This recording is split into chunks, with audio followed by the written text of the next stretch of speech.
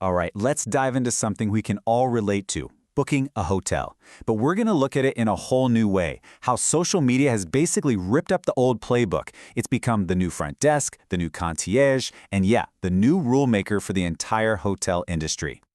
So, to really get a handle on this massive shift, we've got to start with the modern traveler. And who's that? Well, it's you. It's me.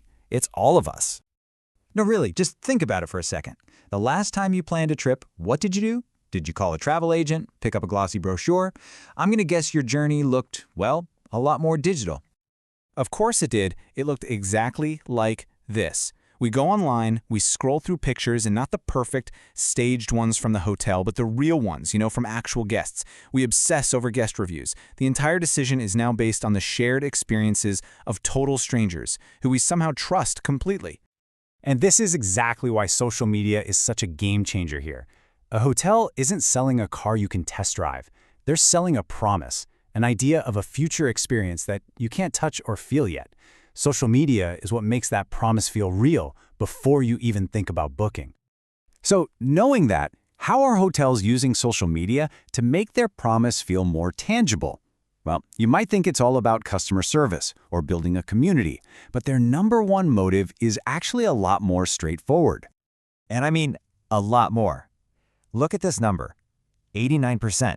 A huge majority of hotels are on social media for one single dominant reason. And that reason is advertising. Plain and simple. For almost everyone, social media is just a giant digital billboard. It's a way to get their name out there, show off their rooms, push their latest deals, and, at the end of the day, get more bookings. It's their megaphone.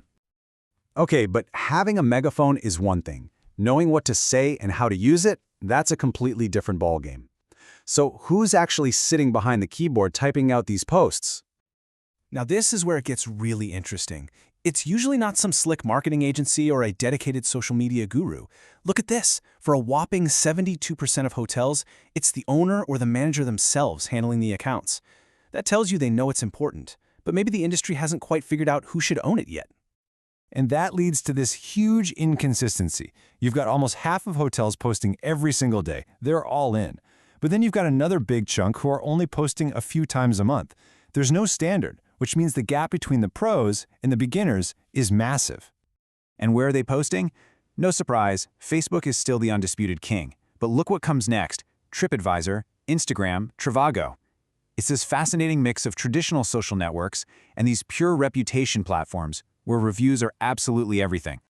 And that brings us to the most critical part of this whole thing. Because social media was never meant to be just a megaphone, right? It's a telephone. It's supposed to be a two-way street. And this conversation happens in public, in what's called the feedback loop. A guest posts something, the hotel sees it, they decide how to respond, and, this is the key, they decide if they should actually change something because of it. This can build incredible loyalty, or it can be a total disaster. And yet, you wouldn't believe it, but that loop gets broken right at the start. Over 40% of hotels just don't reply. At all. They're shouting their message out with a megaphone, but when a customer talks back, it's just silence.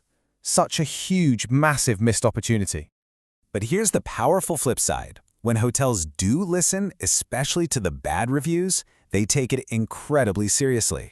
Over 80% of them take some kind of action to fix whatever the problem was, which proves that negative feedback isn't just a crisis. It's basically free consulting on how to make your business better. So all of this leads to this kind of bizarre contradiction that's right at the heart of the hotel industry today. It's this huge disconnect between what they say they believe and what they actually do. So on one hand, you have 62% of hotels saying, yep, social media is really, really important for our reputation. They get it.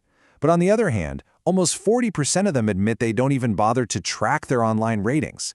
It's like saying a final exam is crucial for your grade and then just not checking your score. It makes no sense. Okay, so what does this all mean for the future? For you, for me, for the next time we go to book a room? Well, it really just boils down to this. The smartest hotels are realizing social media isn't just a place to post ads. It's an operational tool. It's where that promise of a great stay gets put to the test in front of the whole world, and they're using that public conversation to constantly get better. So, to wrap it all up, Social media is no longer just about marketing. It's becoming a part of quality control. It takes that invisible promise of a future stay and makes it visible for everyone to see. And it shows that listening is way more powerful than just shouting. The best hotels aren't just selling you a room anymore. They're using your feedback to build a better one. So, I'll leave you with this question. Think about the last time a hotel really impressed you online. What was it? A beautiful photo? A super fast reply to your question? Or maybe it was seeing them handle a really tough review with class. Whatever it was, that's a little glimpse into the future of hospitality. Thanks for tuning in.